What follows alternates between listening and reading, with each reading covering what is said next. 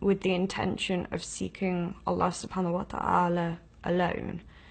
So I decided this one night I prayed 2 rakat and I made dua and I said, just, Ya Allah, just please help me to have clarity in Islam. Please give me this wisdom to understand your faith and show me if this is the right way for me.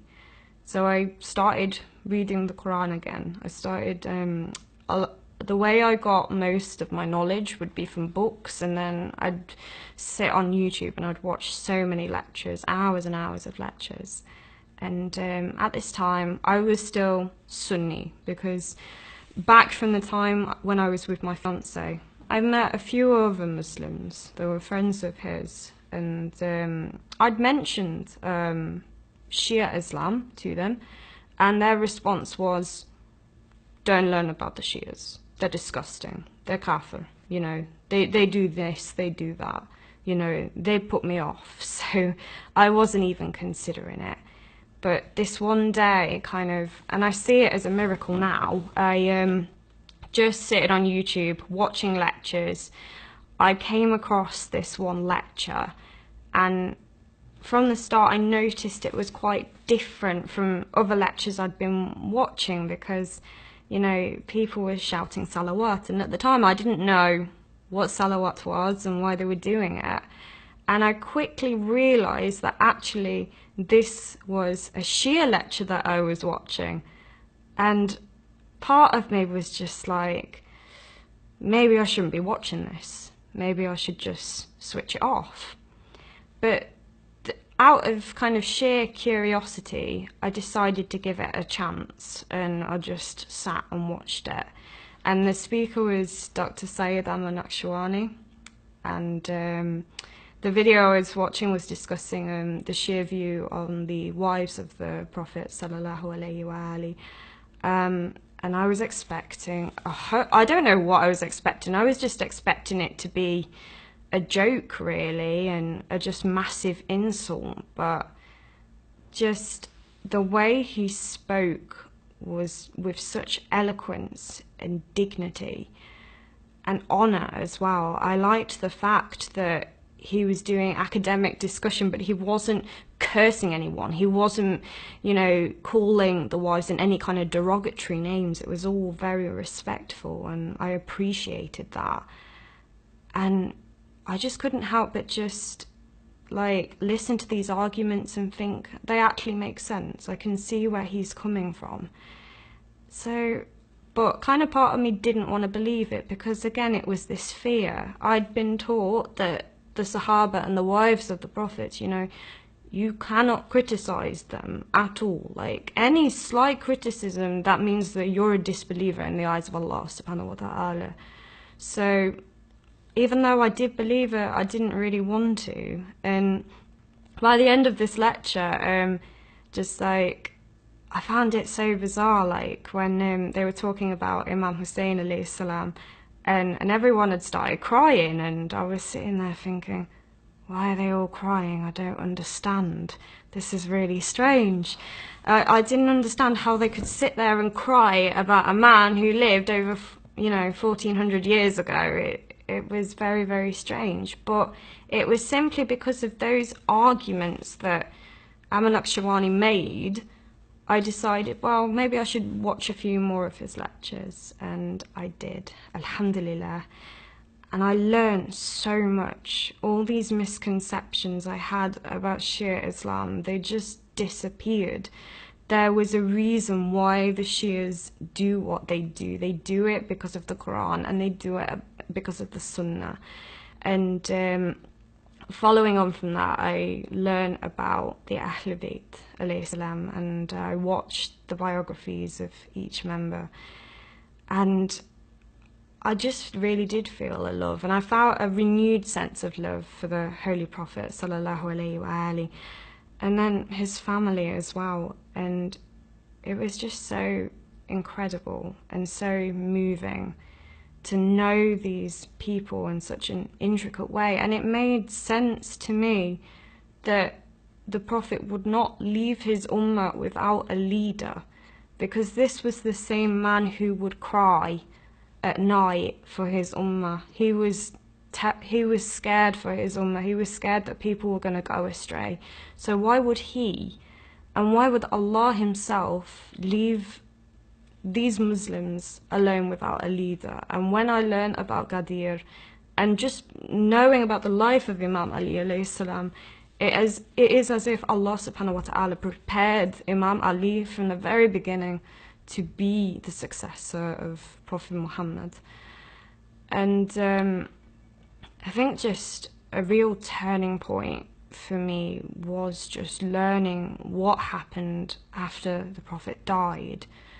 I realised that I'd been lied to about certain things. I realised that, you know, I'd been to Friday prayers before, and the Imam, he was just like saying, oh, you have to hold on to Quran and Sunnah.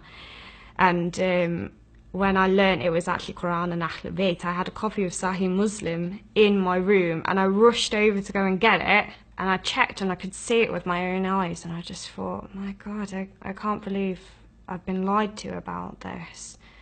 And then kind of even more severely, when I learned about the story of Fatima Zahra alayhi salam, you know, I've been told by Sunnis that Fatima had died of grief when her father had died.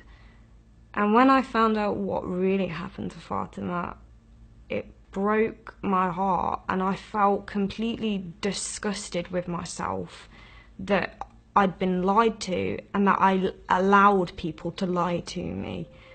And it broke my heart in so many ways. And I think what resonated me with the story of the attack on Fatima's house was, you know, when her ribs were broken, I just imagined the agony that she would have gone through. You know, I'm a horse rider myself, and there's loads of times that I have fallen off a horse and I've had a bad fall, and I've just lay there on the ground and just thought, what if all my bones are shattered under my body protector? What am I going to do? Or what if my elbow's broken? You know, in this day and age, I could just go to A&E, but Fatima didn't even have that. And just the suffering that she had to go through, the beloved daughter of the Prophet, it really disgusted me that people were covering that up. And I think after that, the story of Imam Hussein alayhi salam touched me as well, because, you know, Sunnis, they just brush over Karbala, they say it's not important. But when I realised that Imam Hussein was attacked and killed by fellow Muslims, it really kind of shook me in a way. I could see that Karbala was doing like a divide between Islam and what wasn't Islam. And when I knew what Imam Hussein alayhi salam was fighting against, I just thought, you know, I have to accept Ahl Bayt alayhi salam. Of course I do. I can't turn away and say that I'm not on Imam Hussein alayhi salam's side, because if I do that, I would feel like that I would be betraying him. I feel like I'd be betraying my Prophet, and I would almost feel like I was on Yazid's side in a way. So the time I decided that I was definitely going to follow the path of Ahl Bayt alayhi salam was actually during last Muharram. I don't know, I just got to a point where I was watching so many lectures, and I got to a point now, I was watching these lectures and it was just touching me so much that I was getting emotional as well. Like, I would be crying at these lectures and they would affect me so much that I would just think about them all day. I think, like, during Muharram, I focused quite a lot on looking at the character of Zainab alayhi salam. And when I learned of her story, I sobbed for about an hour after finishing that lecture because of what she had gone through. I couldn't believe that one human being could face so much, you know, losing your family like that. I just couldn't imagine it. But the thing that really inspired me, because at this time I was still really suffering with my mental health. I was back and forth to the doctors all the time. They kept changing my prescription all the time. I was on various different pills, and some of them were having really bad side effects on me, and it was just a really exhausting process. But the thing that struck me about Zainab alayhi salam was the fact that even on the 11th night of Muharram, she was praying Salatul Layl, not even an obligatory prayer, but she still did it, and she never complained about Allah subhanahu wa ta'ala during all that time.